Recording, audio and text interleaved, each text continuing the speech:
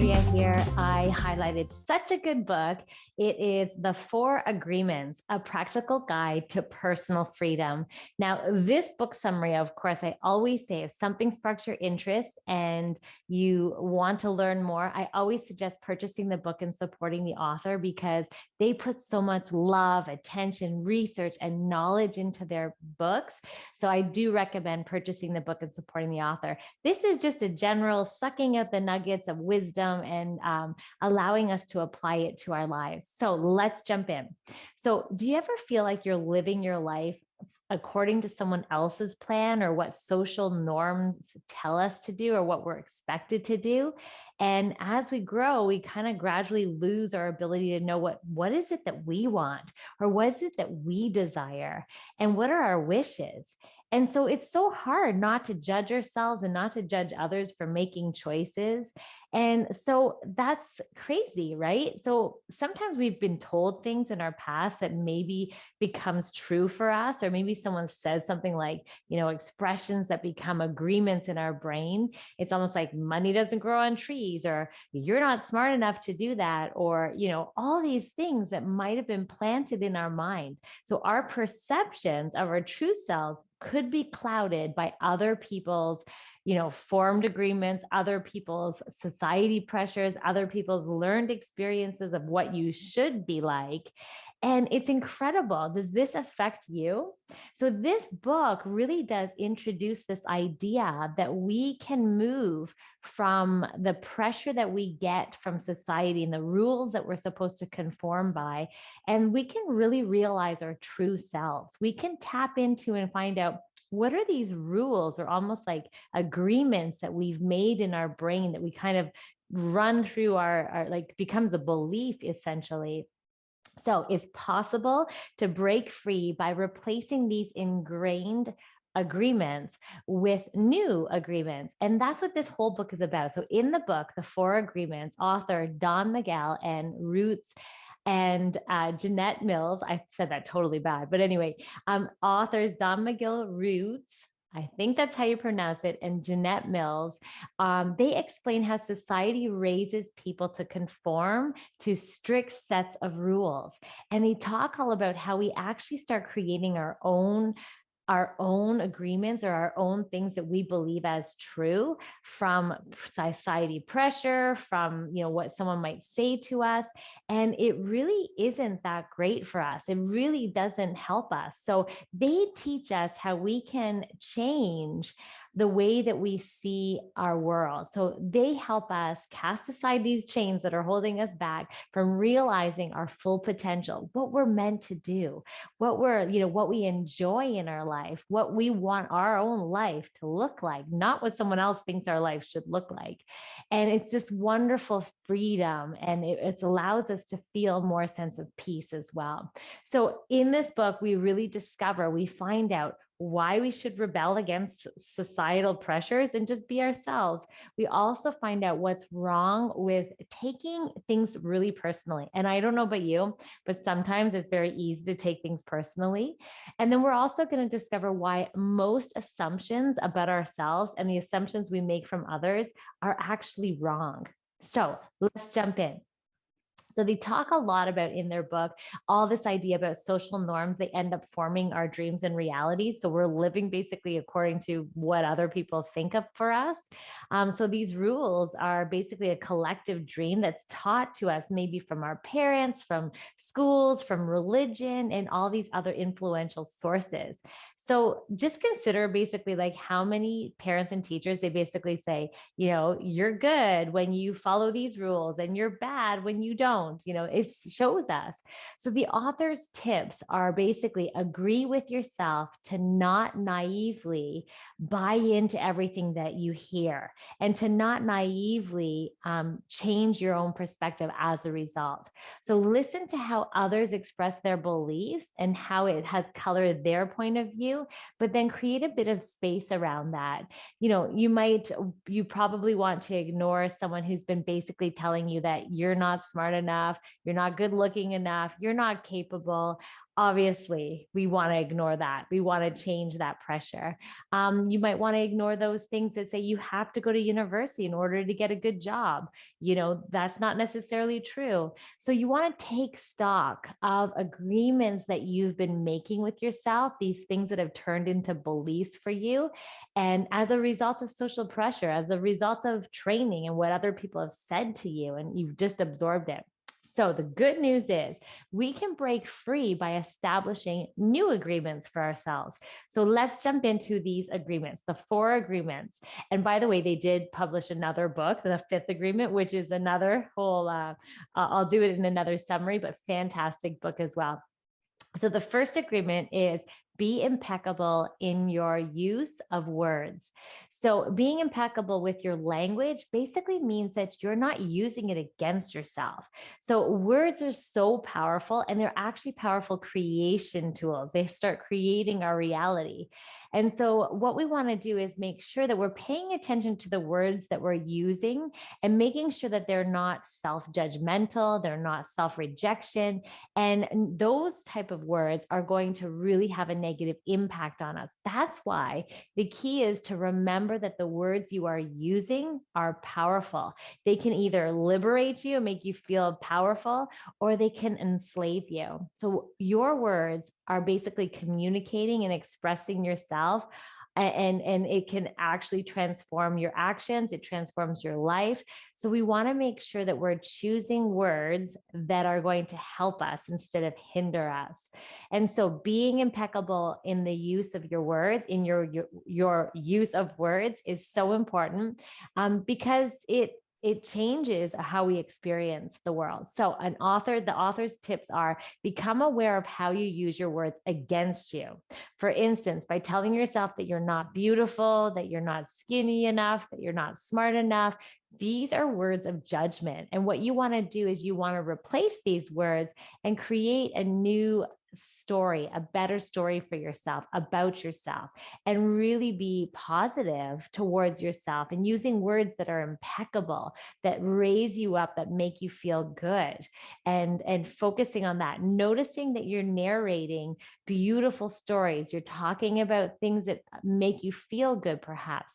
So the message here is that using words impeccably means that you're using them to your benefit and not contaminating your life and your life story with destructive self-judgment. I know I'm not alone in this one. Sometimes we're so hard on ourselves, and we might talk a little bit mean, like, how could I be so stupid? How didn't I see that? Or, so delete, cancel, be impeccable with your word choices. All right. So the second agreement is all about stop taking everything personally, right? I'm sure you can remember when somebody was rude to you and you took it personally, right? I'm sure you've had an argument maybe in the family, and you're really trying to think, like, you're thinking it's all about you. But all of it is actually about them. So remember, any time that you've had confrontation, or that you felt hurt or angry, you think that it's about you. So it's vital to remember that people's opinions about their circumstances, about their life, it concerns them. Their opinions are formed by their agreements. Their opinions are basically all about them. So the secret is to not take it personally, right? What they think about you isn't really you, right? So they could think all they want about you and say these things, but the reality is it's not really you. That's just their perspective of it. So the author's tip is to free yourself. You must agree to stop taking others' opinions personally. Whatever your friends, your parents, your coworkers, your spouse, whatever they say about you isn't the real you. It's not 100% you. So therefore, it makes no sense to take things personally. It's always about them. Okay, so as you no longer have to worry about what other people's opinion is about you, you become freer to do whatever it is that you desire, what's important to you, right? Because you're going to feel immune to the judgment, and just recognizing and taking back your power, focusing on you, and stop taking anything personally. It's not about you. It's about what's going on in their life and their agreements and everything that's going on there. Good. Okay. So the third agreement is basically instead of making assumptions, ask questions. So the third agreement is all about stop making assumptions, and basically you can focus your energy on the actual truth. So when we make assumptions, we think that what we're thinking about, we think that it's true. We think our thoughts are true. And so when we have a hard time understanding something, our brains are meaning making brains, the story making brains. So we assume that we know what it means, but assumptions actually create a lot of unnecessary drama.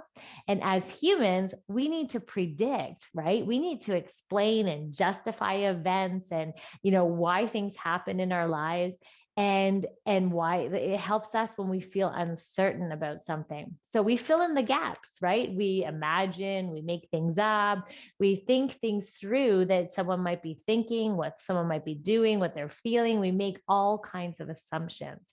And and these are lies. These are basically lies that we're telling ourselves, right? We buy into them and we prove them. We try to prove them, but we cannot. This basically is like we can actually create hurt and additional worry.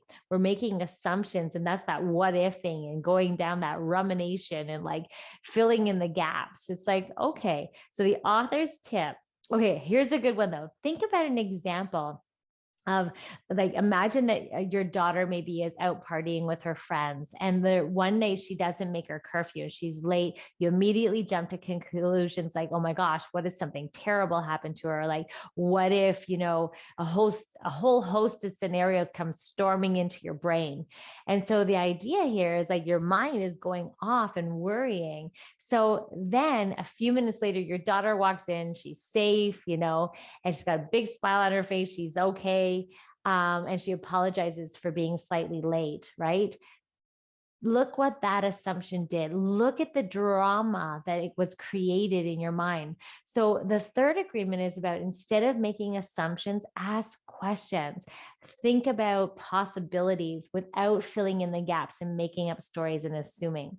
So the author's tip is assumptions are damaging, period. So we should replace them with courageous questions instead. Asking questions will get closer to the truth of the situation and not feel the desire to assume and make up pieces of it. So there's a far better way to spend our energy and our time than making assumptions and focusing on the actual truth is more powerful. Okay, so let's go into the fourth agreement. So the fourth agreement is about always do your best even if it's constantly changing. So your best is going to be different every single day. So always do your best is the fourth agreement. So you should always do your best. That's the message in their book, whatever that means to you in any given context. So doing your best always depends on the situation that you're in, right? As long as you're doing your best, then you won't have to, get upset with yourself or blame and judge yourself if you're always showing up your best, right? On certain days, your best is going to be like stellar. It's going to be amazing, right?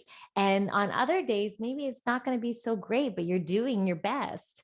So doing less than your best will make you prone to self-judgment, to criticism, to guilt, and frustration. When you haven't done your best, you get kind of frustrated with yourself and you maybe judge yourself or criticize. And so doing your best is very powerful. The other thing we want to keep in mind is this idea of when we go beyond our best, when we're pushing way too high, too hard, we're going to get depleted. We're going to get burnt out. So this idea here is to always do your best and that best is constantly changing. So the author's tip is to repeatedly practice all of these things, repeatedly practice incorporating these agreements into your life. Repeatedly do your best practicing the agreements as much as you can. So that's about it. So an actionable nugget would be, start noticing the agreements that you already have, those things that have been kind of programmed into our head, and then rewrite them, create new ones. Begin to notice those things that you've learned as a child, or maybe those things that you kind of are truth to you and challenge them, right? Make new agreements with yourself and maybe use these 4 that we've just talked about in order to help you get past those past agreements that you had. And then, another thing you can do is just free yourself from that drama by recognizing when you're making assumptions, recognizing when you're making up stories, or recognizing when you're taking things personally, right? Don't waste your time. And so that is one of the best nuggets that we can do, is just to keep doing our best, right? So that's pretty much it. Your personal guide to personal freedom, your practical guide to personal freedom, right? Those 4 agreements is always do your best. And then also, instead of making assumptions, ask questions, stop taking things personally, and be impeccable with our words.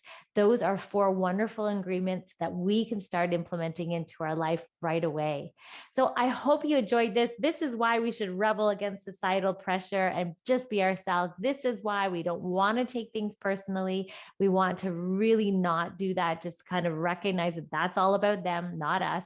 And then also stop making assumptions, right, about ourselves and others, because that's coming from a place of our own agreements. So let's start some new agreements here. I hope that helps you a lot. Thank you so much for being here. Of course, if you love book summaries, make sure you subscribe to my channel because I post these all the time. Thank you so much.